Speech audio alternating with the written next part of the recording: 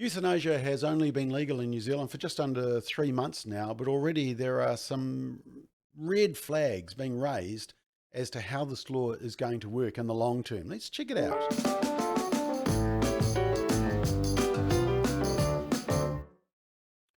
So over the summer break, a pro-life anti-euthanasia group, Defend NZ, got some official Information Act requests back from the Ministry of Health. And they put a simple question to the Ministry of Health. They said this: could a patient who is severely hospitalised with COVID-19 potentially be eligible for assisted suicide or euthanasia under the Act if a health practitioner viewed their prognosis as less than 6 months?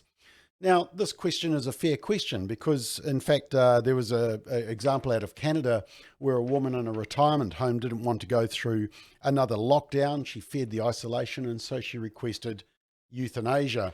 I mean, that shows that their regulations are looser than New Zealand's, but that is the concern about the mental well-being and the health well-being of COVID on people. But also there have been studies like, for example, in the Lancet, which showed that people from their first symptoms until death from COVID could be up to 19 days.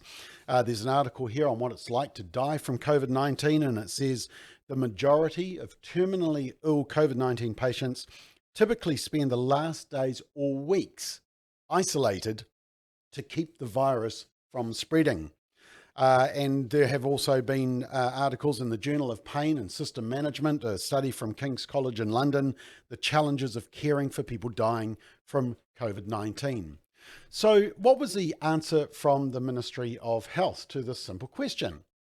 And of course, there's the requirements to qualify for euthanasia in New Zealand: suffer from a terminal illness likely to end your life within 6 months, which could be COVID, advanced state of irreversible decline, experiencing unbearable suffering, and competent to make the decision.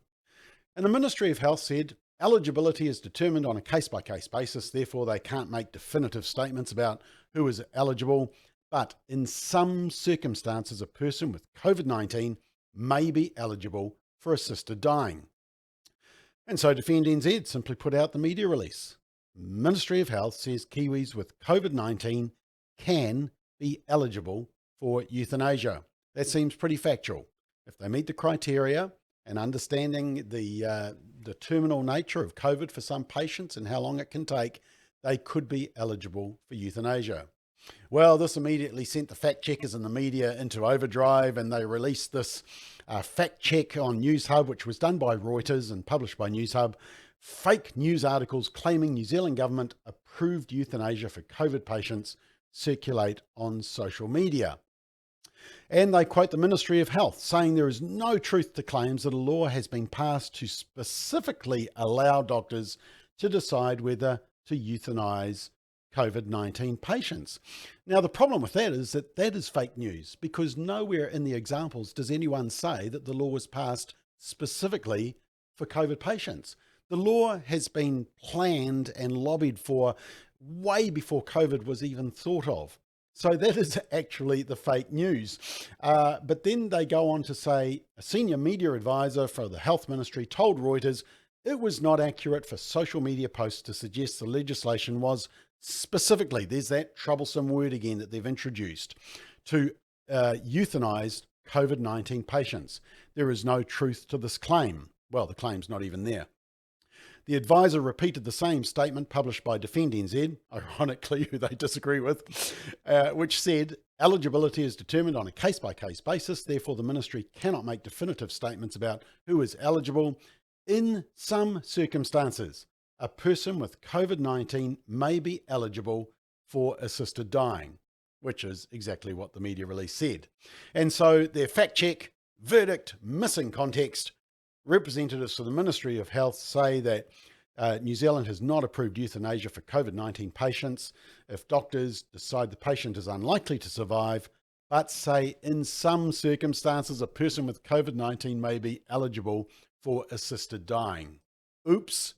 Spectacular own goal by the Ministry of Health, who would actually admit what they're trying to rebut.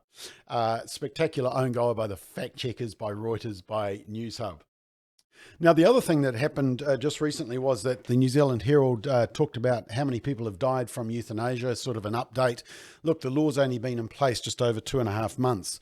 But what they found were these stats that there were 73 applications. This is just in a very short time frame. 30 were deemed eligible, fewer than 20 deaths.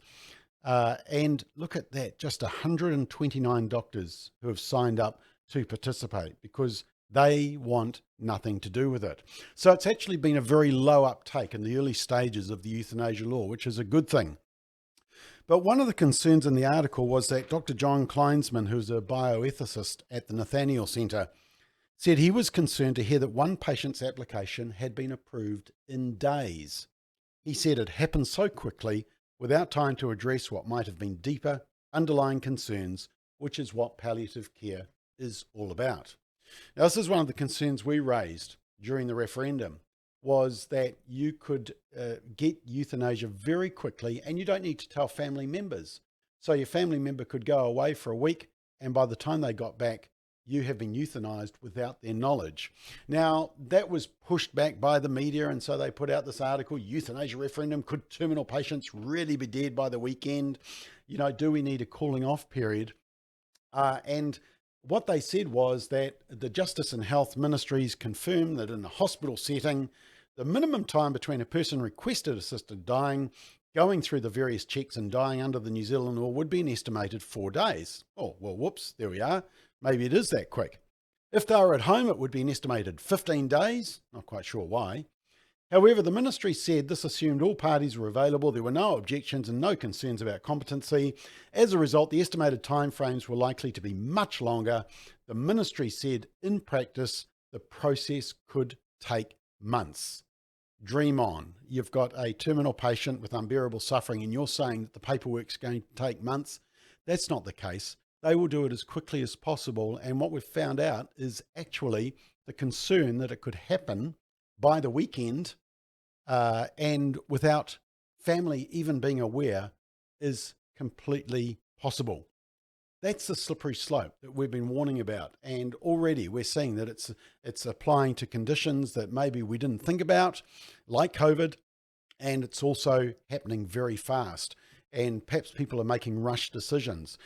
You know, New Zealand can live without euthanasia and vulnerable people can live without euthanasia.